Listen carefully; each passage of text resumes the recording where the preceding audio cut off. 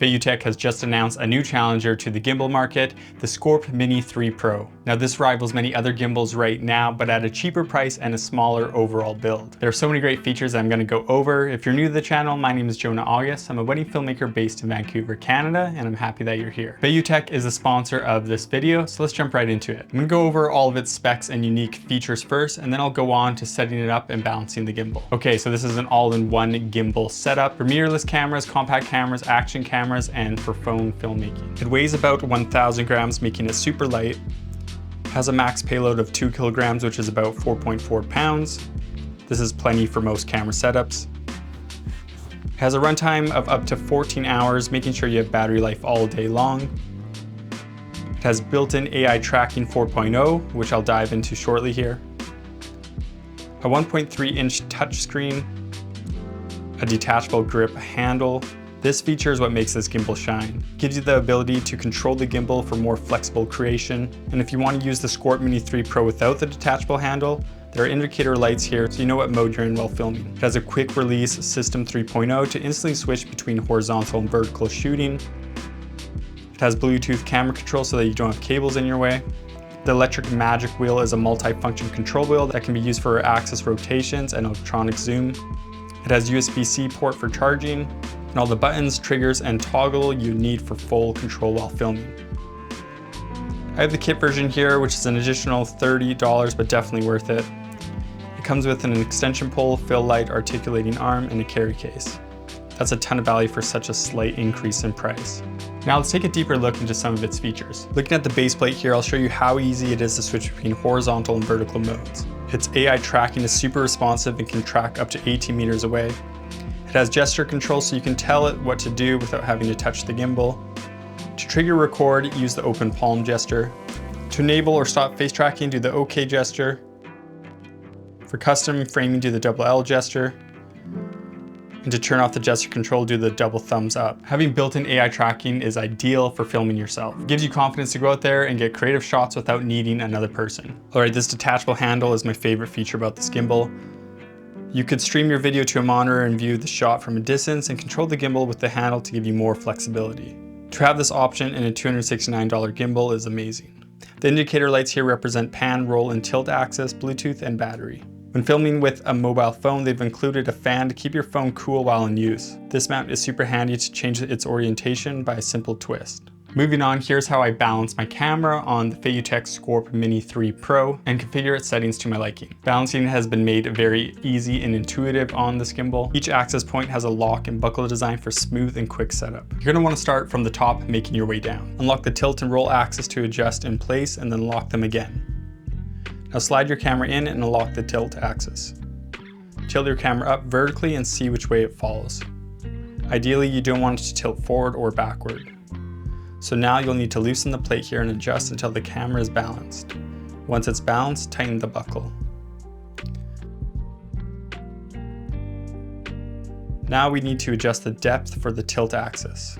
This requires moving forward or backward the base plate that's attached to your camera. Unlock the buckle and adjust the camera until it's perfectly balanced in the middle. Once you've locked it back in place, test to see if the tilt axis is steady throughout. Moving on, lock the tilt axis in place again so that we can balance the roll axis. Unlock the roll lock and check which direction the camera tilts. If it favors one side, then there's too much weight in that direction. To adjust it, loosen the roll axis buckle and slide it until the camera is balanced. Once it's balanced, then lock it in place. Lastly, now let's balance the pan axis. Unlock the pan axis and tilt the gimbal forward. Turn the pan axis arm like so and see which way the camera falls. If it doesn't stay level, that means it needs to be adjusted.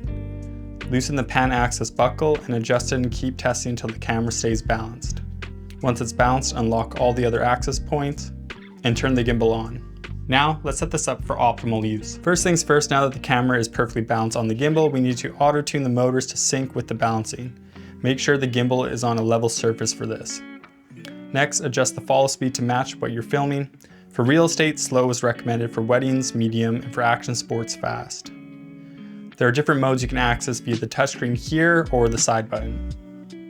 The indicator lights allow you to view what mode you're in even without having the handle attached. The side button is limited to pan and tilt, and FPV follow modes. while the screen axis gives you further options.